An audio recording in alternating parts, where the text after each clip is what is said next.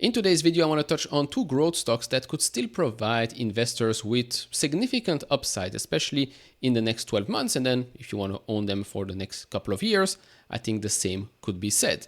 I also want to touch on what is happening right now in the stock market. Most stocks are down because, believe it or not, well, the US labor market is stronger than expected. Unemployment has actually come down a little bit. And so the economy is doing well. According to the data, most of those numbers will be revised up or down. That's always the case.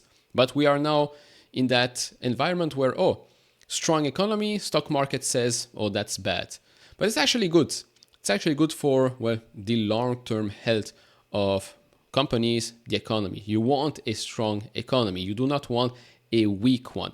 Yes, it's true. It could mean that we will have maybe fewer rates in 2025, although that was already known after the last meeting that we had, right? We already expect less cuts in 2025. So, okay, maybe this is a buy the dip type of day, right? By the way, the two companies we're going to touch in this video are DraftKings and MNDY.com. So if you're interested, stick around. And if not, maybe mute the video so my watch time is increasing a little bit. Would really appreciate that. Hit all the buttons, like, subscribe. Would really appreciate that. If you want to support me even further, do check out the link down in the description and in the pinned comment to the top 10 best stocks to buy now, or go to fool.com/couchinvestor. Thank you very much. First up, earlier this week, we've had job openings that rose more than economists expected in November, but other signs of cooling in the labor market emerged as fewer Americans left their jobs and hiring continued to slow. Then on Friday, we had this. US job gains hit 9-month high in December. So you've got here the monthly change in payroll, which is higher than expected, and unemployment rate did dip a little bit. Again, this is good, okay? You might think this is bad because stocks are reacting negatively, but overall, this is good. Right now, if we look at the probabilities of a rate cut in the next Fed meeting, we can clearly see that now the probability are that only 2.7% that that's going to happen, 97.3% that we're going to stay at the same rates that we are right now. A day before, that was 6.4% for a cut, a week before 10.7%, and a month before 19%. So quite clear that right now no rate cut should be expected, and that's the logical move. So that's about it with regards to the macro. Do we see some overreaction in some stocks? Yes, but then again, don't forget that in the last couple of weeks and months, most of the stocks have gone up quite a lot. That's why I've been talking a lot about profit taking, because you never know what's going to happen, so it's always nice to have cash on the side.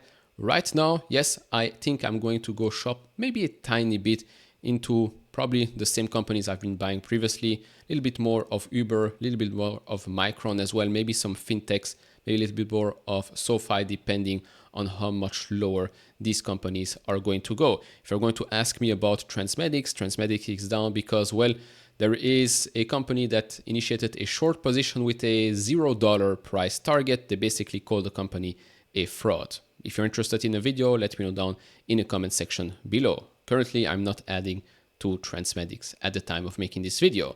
So, company number one is MNDY.com. MNDY is a company worth $10.9 billion.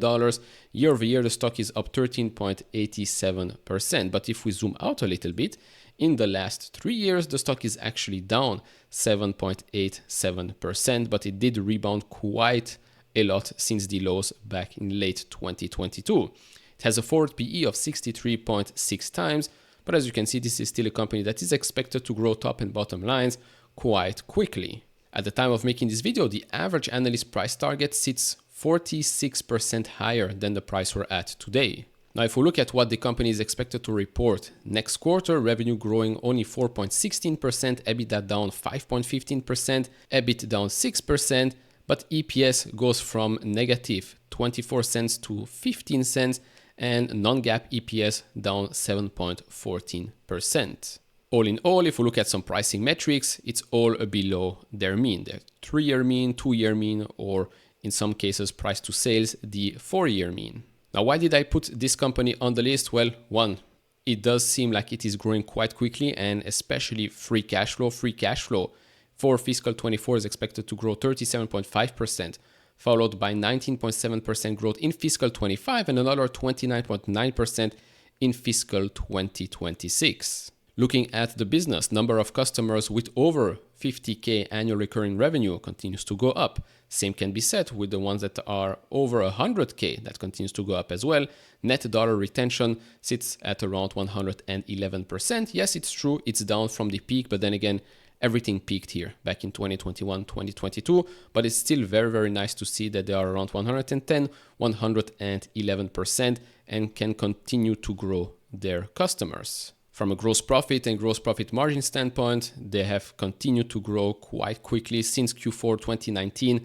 Gross profit is up 1,126%. Gross profit margin is up 5.66 percentage points. With regards to free cash flow and free cash flow margin, same here, huge inflection point at the end of 2022. And so last quarter revenue came in at $251 million, increasing 33% year over year. 40% year-over-year increase in customers with over 50K ARR to 2,907 as we've seen. 115% net dollar retention rate for customers with over $50,000 in ARR. 90% gross margin on a non-GAAP basis, by the way. Free cash flow, $82 million, representing 33% of revenue. Now, here you can basically see it, increasing number of enterprise customers with 10 plus users, that's up 13% year over year. The ARR customers, as we've seen before, continues to grow quite rapidly. As for the net dollar retention rate in each of those segments, it's still, in my opinion, quite high and very, very good to see. Usually what we get is, well, a company increases their customer base quite quickly, but the net dollar retention rate continues to go down, even under 110%. Here we're seeing that we're already a couple of quarters around 114, 115%, or overall 110, 111%. And so it does seem like the business has some solid momentum. The stock did take a hit, which is also why it's on the list right now. I like to present stocks and companies that are doing quite well, especially companies and businesses doing quite well, but the stock has taken a hit.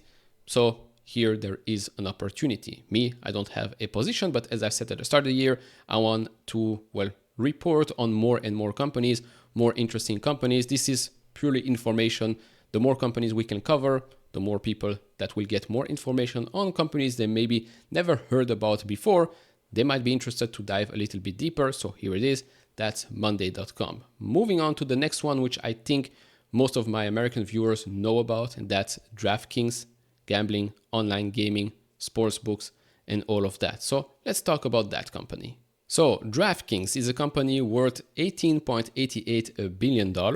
Year on year, the stock is also up 13%. If we zoom out in the last 5 years, let's do that. It's up 215% here as well. We can see a huge rebound. Late 2022, beginning 2023. So if we go to the last 3 years, stock is up 41.81%. This company is also expected to grow quite rapidly, top and bottom lines. At the time of making this video, the average analyst price target sits 32.7% higher than the price we're at today. And actually right now, it's actually green. Looking at what the company is expected to report in the upcoming earnings report, revenue increasing 36.9%, EBITDA going from negative $58.5 million to $144.1 million.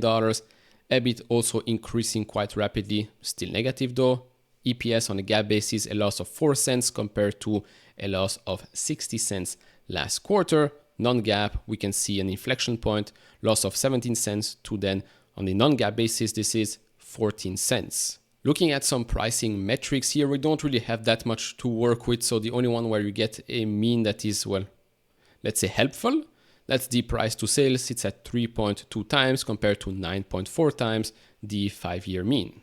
And so DraftKings, just like Monday.com, will see free cash flow increase quite rapidly in fiscal 25, actually growing 371.9%, and then another 54.2% in fiscal 2026. If you look at where they generate their revenue, the majority comes from online gaming revenue. Then you've got gaming software revenue and other products revenue. And yes, as you can see, there's always one big quarter, then it goes down a little bit, then it goes back up.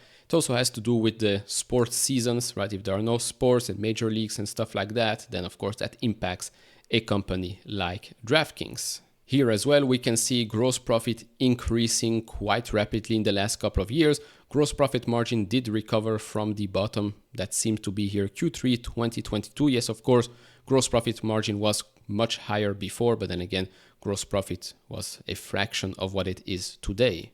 As for free cash flow, same thing here. Huge losses previously that are now turning into, well, free cash flow.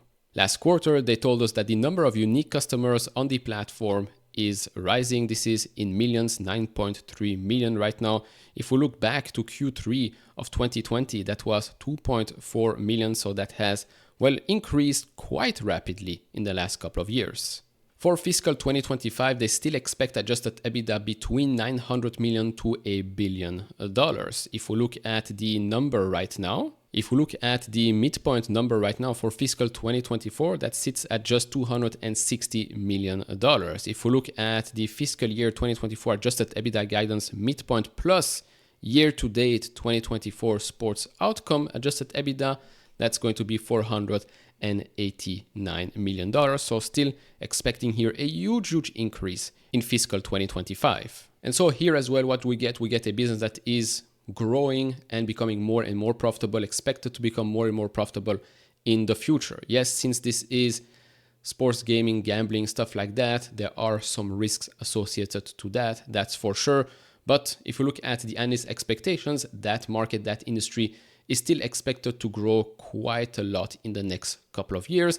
And yes, there might be a lot of players, competitors in the field. But let's be honest here, it's always the same thing in these types of industries is the bigger will just become bigger. You've got the name, you've got the reputation, and you're probably going to take more and more market share despite, let's say, the competition. So here you have two new companies. I think we covered DraftKings once or twice in the last 2-3 years or so.